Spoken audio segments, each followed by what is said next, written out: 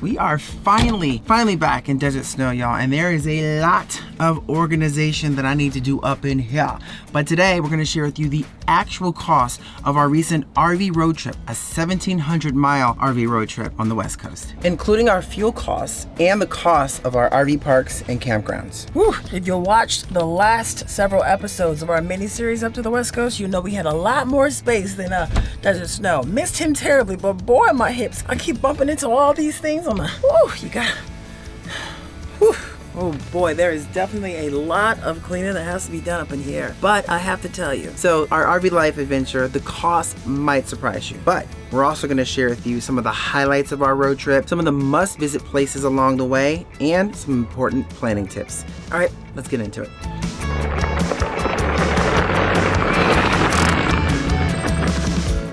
We recently were on a 1,700-mile road trip to Oregon for the Eclipse Fest near Crater Lake. Now, our van, Desert Snow, was unfortunately stuck in the repair shop getting warranty repairs done. Fortunately, Blacksford RV Rentals provided us with a brand new 2023 Winnebago View for our 2-week trip. Ooh, and we were a little spoiled. Thanks, Blacksford. Ooh, we were definitely spoiled by having a lot more wiggle room in that View. And especially me loving that bathroom. It was like a luxury toilet. It was a lot more space, but it did definitely affect the type of camping we do. I mean, in Desert Snow, we do a ton of boondocking. Yeah. Right on this trip, we had this new rental. It wasn't really designed for boondocking. We aren't quite as comfortable with it, and so we were more conservative, stayed at campgrounds and RV resorts, which definitely increased the cost of the trip. Yeah, no, that's not to say we don't love being back in Desert Snow, because boy, it's great to be back in our comfort zone here. But Dave is right. You know, we were afforded the opportunity to travel a little bit more campgroundy. And what's a good thing about that is not a lot of folks out there do an extensive amount of boondocking. So this is a great way to kind of hone in and say, well, these are realistic expectations when you're traveling through the West Coast. All right, y'all, hope your bags are packed, got your snacks, because we're ready to take you on this adventure. Dave, kick it off. Okay,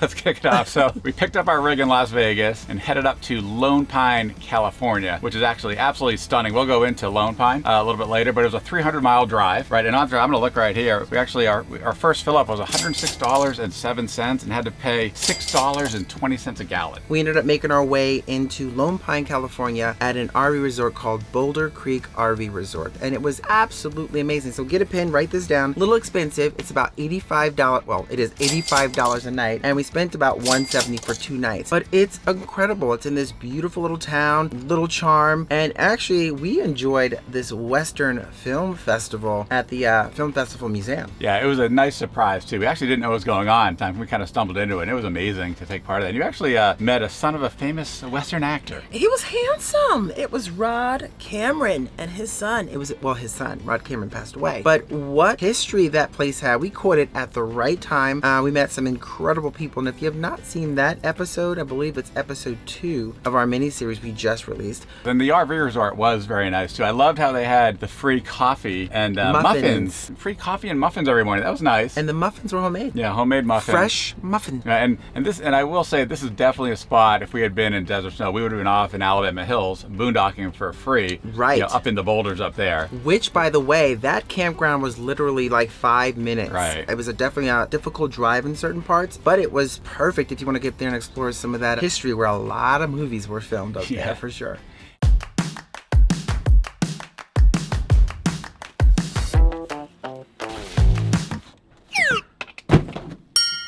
RVmattress.com is a Brooklyn-based company known for its comfort and quality. Plus, they have an Arizona factory that ships to you for free anywhere in the U.S. They have quite a few options to choose from, offering different firmness options, height, and dimensions.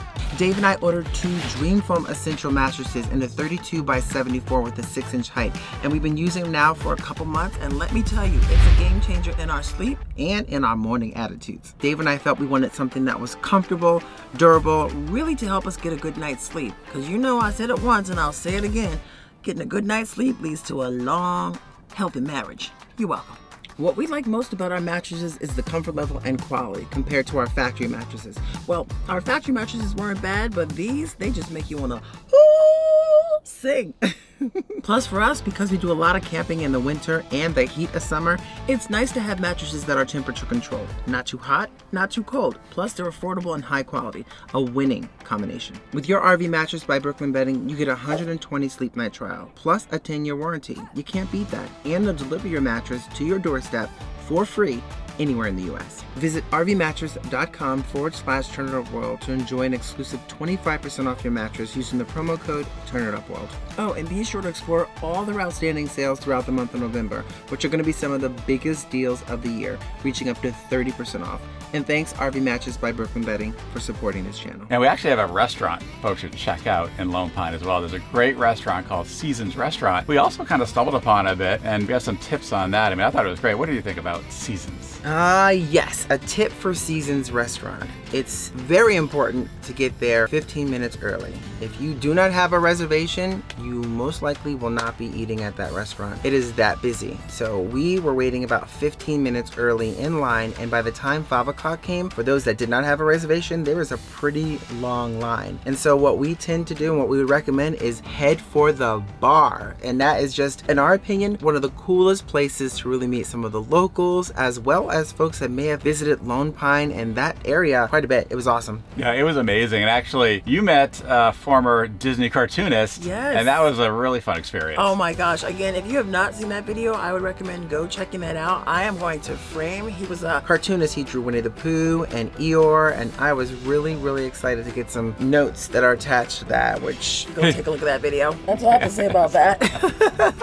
Now, after Lone Pine, we headed up 250 miles north to a place we've wanted to visit for a long time. Of course, Virginia City, Oh my Nevada. gosh, that was amazing. We spent like 3 days there. That Yes. was So awesome. Yeah, it was great. And actually, along the way, I should mention this, along the way, we filled up near Virginia City, our diesel, and we spent about $96 for that fill up. And it was cheaper because we were in Nevada. It was $5.14 a gallon. Now, the place we stayed is Virginia City RV Park. What was great about that park was the fact that it was walking distance to all the action right in that cute little old town. And I believe we paid, what was it, $75 a night? Yeah, no, I think that's right. It was about $75 a night. Yeah, so for 3 nights, that's a whopping $225.75. So now, what can we tell them about Virginia City? Well, first up, we went to Virginia City in a slower period, so we understand during the peak time, the crowds can be just overwhelming, right? So luckily for us, it really was not too busy in that regard. But our first big tip is definitely go or contact the visitor center there.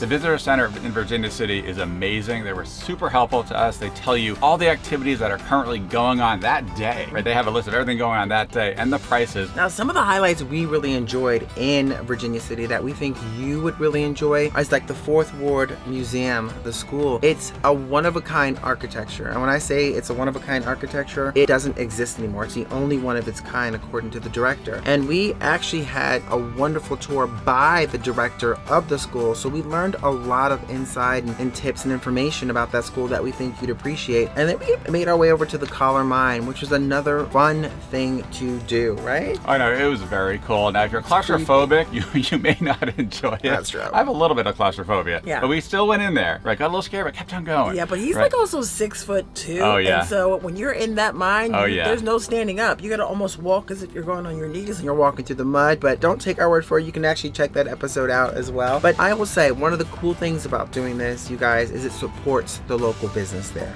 You know, when they get a lot of snow.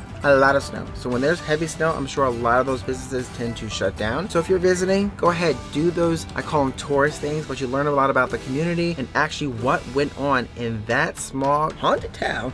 Right, and plus During that it was a massive silver find there too. I mean, they've had obviously large gold finds, but also a huge silver find, and that was the Collar Mine. It's amazing history. Now, you guys also know we're foodies, so I have to point out this place. It's a small family-owned restaurant that's very popular called The Cider Factory. And boy, oh boy, the energy of that waitress. We met the son. It's a mom and son operation. When they first came into town, it was the family operation, but the husband passed away. So the mom and son are kind of taking over took it over, and they do a fantastic job. It's got this old school charm with some dynamite food. And we drove about 250 miles along the way to Trailer Lane Campground. It was just a one-night stopover for us. Now, along the way, we did fill up some more diesel. It was $140 $104 for the fill up, and we're back in California, so the price went up to $6.10 a gallon. Yeah, and that is cray-cray. Now, the cost for that overnight at Trailer Lane Campground was $62.70. And there's a couple things I need to point out about this campground. It's a small campground, but it's amazing if you want to get some work done. They use, for their Wi-Fi service, they use Starlink. Now, I'm not sure if it's the business plan, but something about that Starlink, it was screaming high. The download and uploads were just well over anything I have ever seen from our Starlink. And we were able to get some work done, uploading videos, getting things transferred.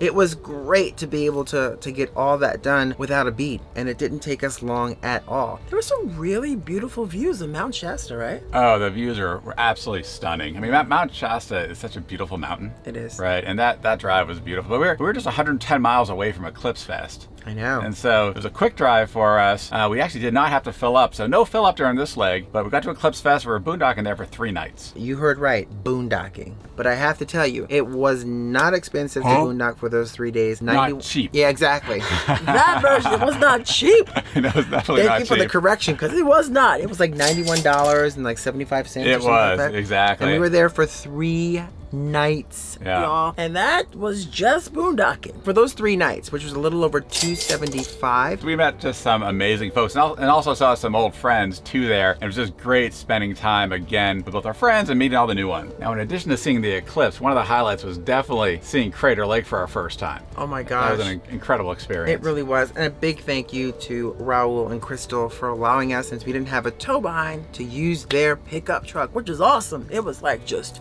rolling. and we got to explore, from the west to the east rim, so all the way around Crater Lake, and there was snow, so it was just a little icing on the cake for us. Was it worth going out to the Eclipse Fest? It was super expensive. If it were not for meeting all the great people, I would say, hey, we'll just go up that way and find a place to boondock and kind of watch it on our own. Yeah. Right. Don't necessarily need, the whole festival, in my opinion, but meeting everyone, that's what made it so worth it. Absolutely. We moved on, continuing our journey. It was actually a 315-mile drive to Washoe Lake State Park, which is between Reno and Carson City, Nevada. Beautiful. And because it was such a long drive, we had to fill up 2 times. We really had 2 times. So the first fill up was in Oregon, and it was $73.77 at $5.58 a gallon. And the second fill up was when we got down to Reno. It was $99.77 for $5.48 a gallon. Again, we stayed at Washoe Lake State Park for 2 nights. It was $30 a night, total of $60.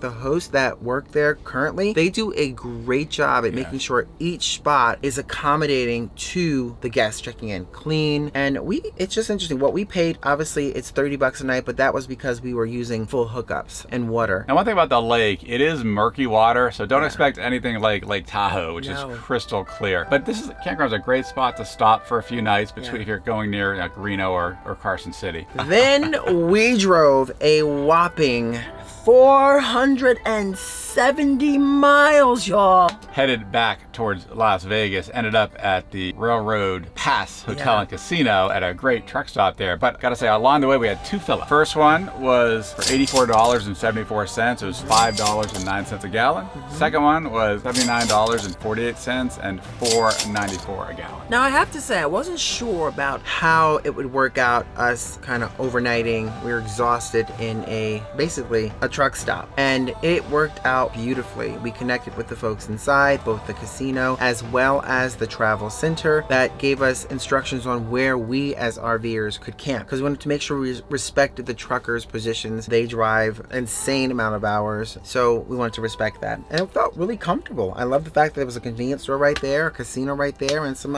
great options for food. Yeah, it was really the Capriati's. Yes. And the travel side had great sandwiches. And plus, pro tip, if you're staying there, make sure you sign up for a player's card. Yes. Right, because we got actually a free bacon and egg breakfast in the morning because of the player's card. What is the grand total of this 2-week RV adventure? Tell them what it is. Okay, here we go.